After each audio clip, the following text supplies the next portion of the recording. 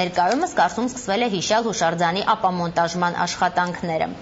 Այսօր IFA-ի հյուրն է թուրքագետ Հակոբ Չաքրյանը։ Շնորհակալություն մեր հաղորդմանը մասնակցելու համար։ Ինչ եք կարծում, եկել է ժամանակը հայոց ցեղասպանության ճանաչման, թե ոչ, եւ ընդհանրապես այդ ժամանակը ում է վերաբերում։ Մեր համար գերնպատակ է սպասել, որ ամբողջ աշխարհը պետք է ճանաչի։ Դրանից ինչ է փոխվում։ Եթե խոսքը վերաբերում է Միացյալ Նահանգներին, ես Երևանից իհարկե կանխատեսում անել չեմ կարող, բայց կարող եմ ենթադրաբար ասել, որ ըստ երևույթին չի ասի։ Այստեղ իհարկե խնդիրը Օբամայի ցանկությունը չի, այլ միջազգային իրավիճակի առանձնահատկություններն են, որոնք այնպես են արել, որ Հյուսիսային Աֆրիկայում եւ Մերձավոր Միջին ընթացող համաժողովրդական խռովությունները հայտնում են միջազգային հանրության օրակարգում, այս պայմաններում երկրորդ պլան է մղվել հայոց ցեղասպանության ճանաչումը։ Դա իհարկե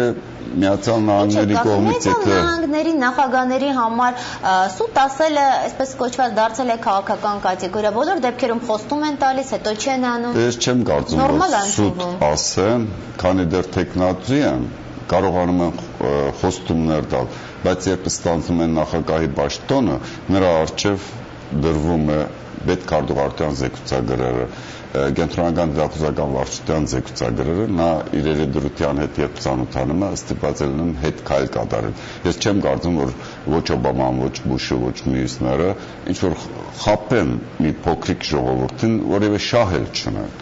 Դա այդ տեսանկյունից պետք է նայել, ոչ թե խաբեության տեսանկյունից, եւ եթե անգամ չասի էլ ելնելով դրանից, չպետք է այնպիսի ագազդեցություն ցույց տալ, որ վիրավորական լինի, ասենք Նենսի Պելոսիի բարակային բավականին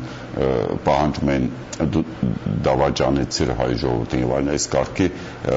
ինտերնետային նամակներ ուղարկել, այս դեպքում չպետք է այդ բանը արվի, որովհետև սա համազգային խնդիր է, իսկ այդ խնդիրները պահանջում են ժամանակավոր ձախողումներին արժանապատվությամբ դիմակայել։ Բոլոր դեպքերում էլ անկախ, եթե ասի իհարկե դա կհեշտացնի, որ հայոց ցեղասպանության ճանաչման բանաձևը անցնի ամերիկյան կոնգրեսից։ Չասելու դեպքում էլ դա լինելու է ընդամենը ժամանակավորապես հետաձգում, որովհետև ցեղասպանության ճանաչման գործընթացը ծավալվում է, դա անդառնալի է ամբողջ աշխարհում, նաև Ամերիկայում։ Ձեզ բավարարում են Հայաստանի Հանրապետության իշխանությունների քաղաքականությունը ցեղասպանության միջազգային ճանաչման հարցում։ Ես ճիշտ այդ հարցին դժվարանում եմ պատասխանել, որովհետև Հայաստանի արտաքին քաղաքական օրակարգ մտցնելուց հետո Հայաստանի իշխանությունները ինչ են արել, որ առանձնապես ակտիվ գործունեություն այդ ուղղությամբ չեն ծավալել, բայց բազմաթիվ երկրներ ներողություն հայոց ցեղասպանությունը ճանաչեցին այն դեպքում, երբ որ այդ հարցը մեր արտաքին օրակարգում չկար։ Այսօր կա եւ գտնում եք ճիշտ էր մտցնելը օրակարգ։ Չէ, Հայաստանի արտաքին քաղաքականության օրակարգ մտցնելուց հետո իհարկե եղան նոր նախաձեռնություններ ճանաչելու։ Դա ճիշտ է, եթե հայկական ազգային պետությունը չմտցնի իր արտաքին քաղաքականության օրակարգում, էլ ով է մտցնելու, դա սկզբունքորեն ճիշտ է։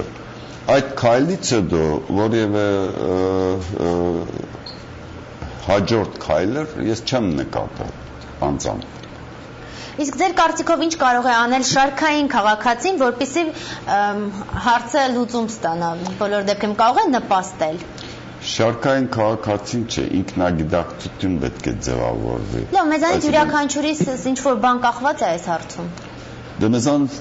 յուրաքանչյուրը կամ այսինքն մեր պարտն է ամեն անգամ ապրիլի 24-ին գնալ Ծիծեռնակաբերդ եւ դրանով ավարտել։